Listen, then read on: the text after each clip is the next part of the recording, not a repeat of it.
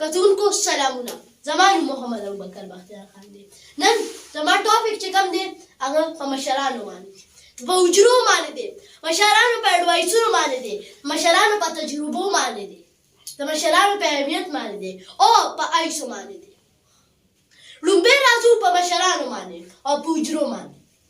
د مشرانو زمونږ په زندګۍ کې دومره اهمیت دی چې سوچ وکړئ لکه یو یتیم ماشوم دی، یتیم ماشوم باندې خو سر باندې چا لاس نه که نه، لاس ته خو څوک ورسره نه که نه، نو هغه به بدو لاسو کې لاړی، نو هغه به بد کس په جوړ شي، دیني او دنیایي بد کس.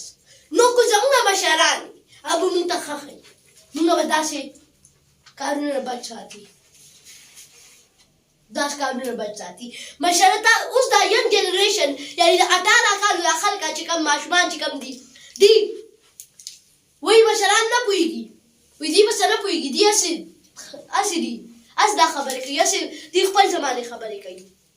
نو دې زه مې غواړم تاسو د خپل یو قدم سوچ کوئ، دوی ستاسو 1000 قدمونه سوچ کوي.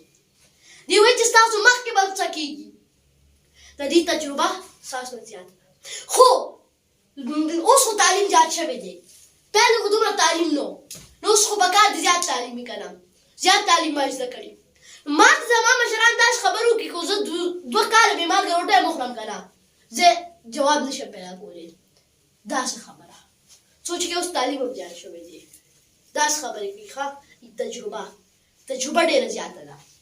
که یو کس څومره هم تعلیم وي که نه، حجره پاس او جماعت پاس نه وي که نه، دا تعلیم پوره نه دی، دا تعلیم پوره نه دی. پهلې به په حجرو کې څه کېدل او اوس پکې څه کېږي. پهلې به حجرې کې ښکلې، چا به قرآن شریف وې، چا به خپل ډیوټي کوله، چا به ډسکشن کو د کارونو باندې. اوس پکې څه کېږي، یو طرف ته آیس خوړل کېږي، آیس څښل کېږي، بل طرف ته نشې کېږي. حجره نه حجره نه ده پاته، انسانیت نشته. دا آخر ځای ته مونږ رالو چې چا نه تپوس وکړي، دلته کې ډېر زیات خلک راځي،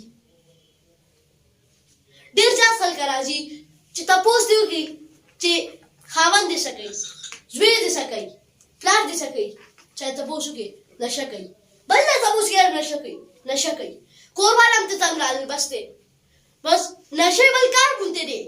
سوچ وکړئ یو کس دلته کې دی که نه، او یو ایس والا کس یو ایس خوري، نو دلته کې تمانچه ورسره پرته ده، دلته کې ورته یو کس کو وروره یې، خوره یې کو، پلار یې کو، مور یې کو، څوک هم وي، هغه مړه کېږي، تمانچه به راوالي، ډز به پرې وکړي، بلا ښکاري، کو چاقو وي ورسره، چاقو به پرې راوالي، ډز به پرې او به مړ به کړي پرې، هلته غونډ بلاګان ښکاري. داسې خلک په خپل کور کې مه ساتئ چې څوک ایس خوري، ابه یا مري یا به علاج کېږي. ډېر همت والا خلک کوي چې علاج وکړي، خو همت هغې نه زیات همت والا خلک هغه دي چې کوم ځان کنټرول کړي، کوم ایسونه خوري. ما ته یو کس خبره کوي، وایي چې زه لاړم صدریاب ته، نو صدریاب کې یو ماشوم سګرټ څکلو، زما نه وړوکی ماشوم. دا سګرټ دومره خطرناک دی، پیپړې دله خرابوي، پیپړې. ښه زه به تاسو ته یو ایکسپریمنټ شانتي ووایم چې تاسو ته څنګه پته لګي دا پیپړې دله څنګه خرابوي.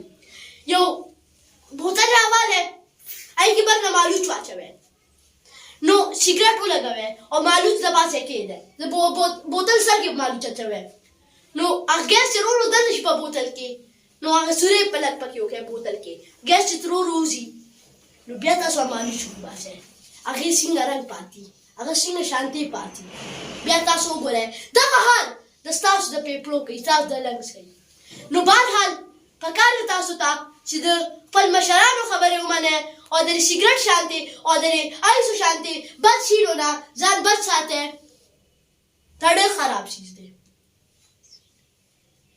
چونکې اوس خلکه مشران خبره نه مني او د ایسې خپل عام خوراک جوړ کړی دی. نو داسې خلکه پکار دی موږ له کور وباسو چې کوم کس خپل مشران نه مني هغه کله نه کامیابېږي، او چې څوک ایس خوري او منع کېږي د نه د کوره یې باندې دی قاتل دی. ښه خلکه وایي څه نشي ملنګي نشه ده، بل دا قاتلي نشه ده، دا خلکه قتل ته بوځي، خلک ته مړه کوي قاتلین انشاءالله که ژوند تاسو سره په بله ویډیو کې ملاویږم جزاک الله والسلام